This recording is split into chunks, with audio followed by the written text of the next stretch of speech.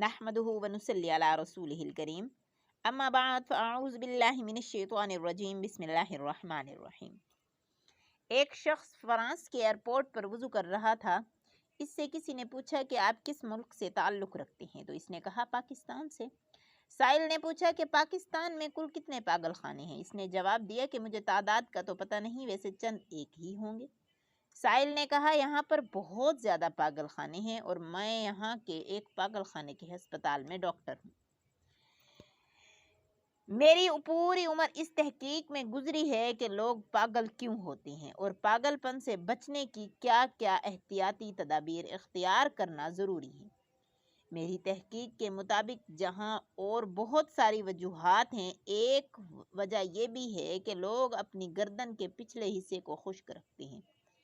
کھچاؤ کی وجہ سے رگوں پر اس کا اثر ہوتا ہے۔ جو لوگ اس جگہ کو وقتاً فوقتاً نمی پہنچاتے رہتے ہیں وہ پاگل ہونے سے بچ جاتے ہیں۔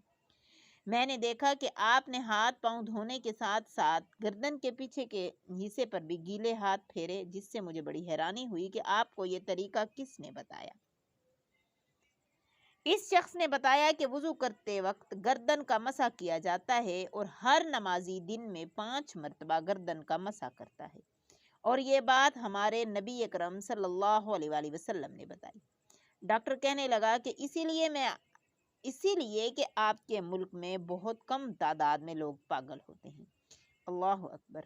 ایک ڈاکٹر کی پوری زندگی کی تحقیق نبی اکرم صلی اللہ علیہ وآلہ وسلم کے بتائے ہوئے ایک چھوٹے سے عمل پر آ کر ختم ہو گئی۔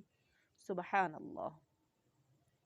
اللہ پاک ہم سب کو نبی اکرم صلی اللہ علیہ وآلہ وسلم کی سنت پر عمل کرنے کی توفیق عطا فرمائے اور 5 وقت کا نمازی بنائے۔ آمین ثم آمین۔